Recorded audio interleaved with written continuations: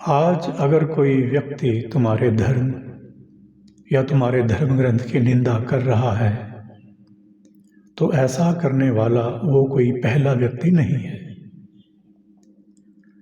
उससे पहले भी बहुत लोगों ने तुम्हारे धर्म ग्रंथ की निंदा की है।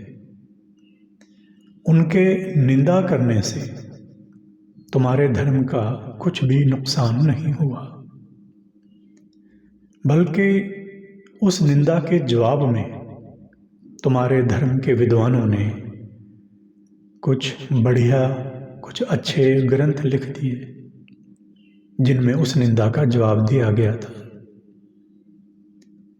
जिन्होंने पहले तुम्हारे धर्म ग्रंथ की निंदा की, वो तुम्हारे धर्म का कुछ भी बिगाड़ नहीं पाए। तो जो व्यक्ति आज निंदा कर रहा है वो भी तुम्हारे धर्म ग्रंथ का क्या बिगाड़ लेगा। तुम क्यों फिजूल में अपने मुंह से गंदे लफ्ज निकालते हो? तुम क्यों खोखली धमकियां देते हो? जिन्होंने कुछ करना होता है वो कर ही डालते हैं।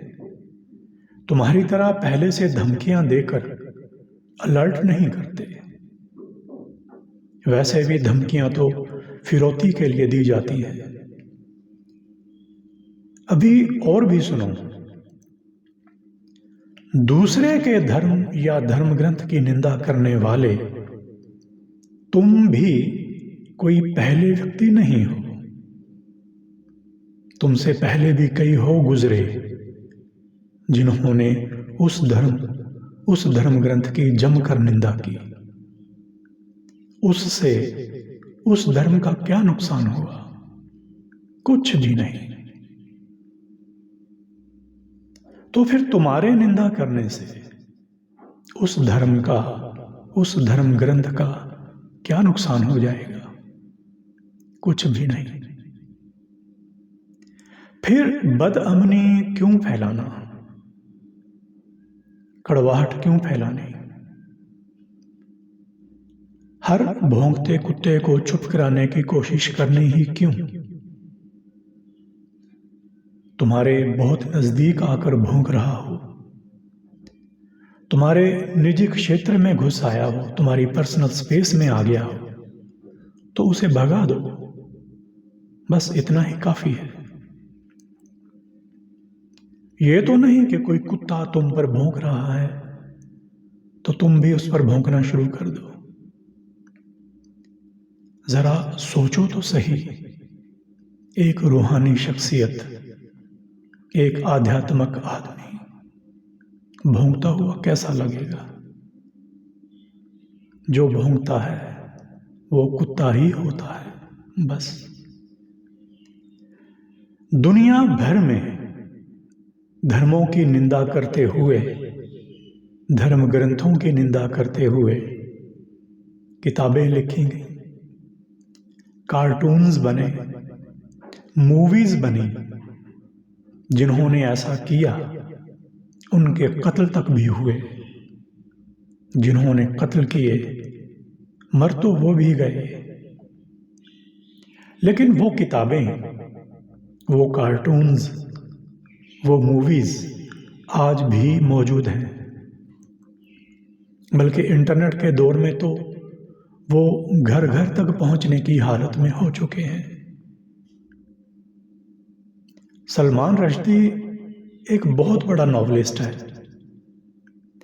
पर 1988 में द सैटेनिक वर्सेस नॉवल लिखने से पहले वो इतना बड़ा नाम भी नहीं था। ईरान के अयातुल्ला खुमैनी साहब ने उस नॉवल से नाराज होकर सलमान रश्दी के सिर पर 30 लाख अमेरिकन डॉलर्स का भारी इनाम रख दिया। सलमान रश्दी रातों रात दुनिया भर में मशहूर हो गया। उसके उस नॉवल की करोड़ों कॉपीज बिकी। भारत में सरकार ने उस नॉवल पर पाबंदी आयद कर दी।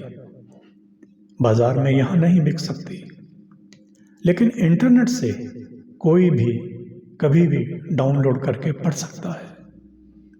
हालांकि उसमें पढ़ने लायक कुछ खास तो है नहीं। फिर 2022 में जब न्यूयॉर्क में रश्दी पर जानलेवा हमला हुआ, तो वही नॉवल फिर से पॉपुलर हो गया, फिर से बिकने लग गया। एकदम से उसकी सेल बढ़ गई। मांग बढ़ने की वजह से उस नॉवल के पब्लिशर को वो नॉवल दोबारा छापना पड़ा। ऐसा भी होता रहा है कि दूसरे धर्मों पर नकारात्मक लिखने वालों ने, नेगेटिव लिखने वालों ने अपना नाम, अपनी पहचान छिपाकर अपनी किताबें लिखी। आज इंटरनेट के दौर में अपनी पहचान छिपाकर कुछ भी लिख देना और भी आसान हो गया है। धर्म, जाति, भाषा, राष्ट्र के नाम पर नफरत फैलाने वाले लोग अपनी हद दर्जे की कायरता की वजह से अपनी असल पहचान छिपाकर नकली आईडी बनाकर अपना एजेंडा फैलाते रहते हैं। दूसरे धर्म की निंदा करके कोई अपने धर्म को श्रेष्ठ साबित नहीं कर सकता। किसी की भावनाओं को ठेस पहुंचाना भी गलत है और किसी को उकसाना भी गलत है। इस सबसे बचने की जरूरत है। जीवन बहुमूल्य है, बेशकीमती है, इसका सदुपयोग करना चाहिए।